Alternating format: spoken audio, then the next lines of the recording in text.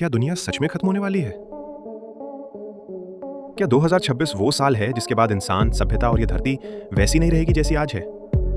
आज ये सवाल किसी फिल्म की कहानी या किसी पागल अफवाह तक सीमित नहीं रहा, बल्कि ये सवाल अब आम लोगों की बातचीत, सोशल मीडिया, न्यूज आर्टिकल्स और अनगिनत वीडियो का हिस्सा बन चुका है, जहां हर कोई किसी न किसी वजह से ये मानने लगा है कि आने वाला समय सामान्य नहीं है। पिछले कुछ सालों में जो कुछ भी दुनिया ने देखा है, उसने इंसान के भरोसे को हिला दिया है। एक ऐसी महामारी जिसने पूरी दुनिया को एक साथ रोक दिया, युद्ध जो दूर देशों में होने के बावजूद पूरी मानवता को प्रभावित करते हैं, मौसम का ऐसा बदलता स्वरूप जिसे अब नजरअंदाज करना मुश्किल हो गया है, और वो टेक्नोलॉजी जो कभी इंसान की सबसे बड़ी उम्मीद थी, लेकिन अब धीरे धीरे एक सवाल बनती जा रही है।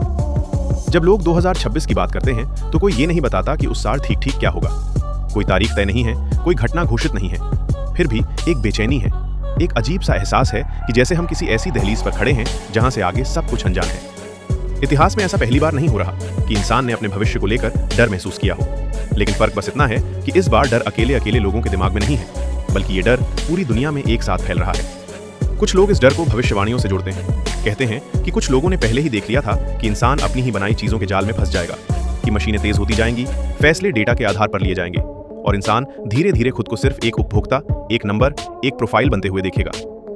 इन बातों को सुनकर बहुत से लोग हंसते हैं, लेकिन अंदर ही अंदर एक सवाल जरूर उठता है कि क्या हम सच में अपनी जिंदगी पर पूरा नियंत्रण रखते हैं, या फिर हम सिर्फ उस दिशा में चल रहे हैं जहां हमें धकेला जा रहा है। वहीं दूसरी तरफ विज्ञान है, जो साफ शब्दों में कहता है कि 2026 में दुनिया के खत्म होने की कोई तय भविष्यवाणी नहीं है। कोई ऐसा वैज्ञानिक प्रमाण नहीं है जो ये साबित करे कि धरती अचानक नष्ट हो जाएगी या इंसान एक ही पल में खत्म हो जाएगा।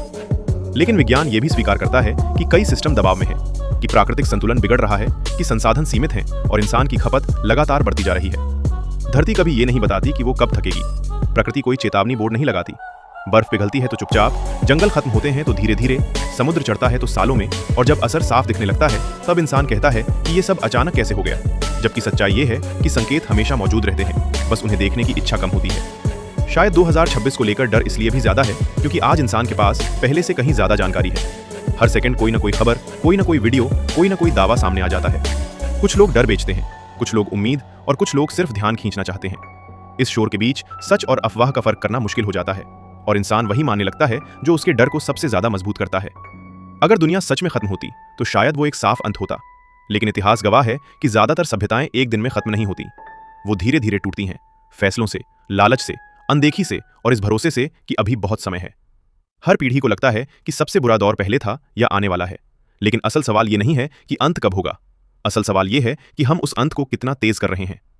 शायद 2026 कोई विनाश की तारीख नहीं है, शायद वो एक चेतावनी है, एक प्रतीक है, एक ऐसा साल जिसे इंसान अपने डर, अपनी गलतियों और अपनी जिम्मेदारियों को देखने के लिए इस्तेमाल कर सकता है।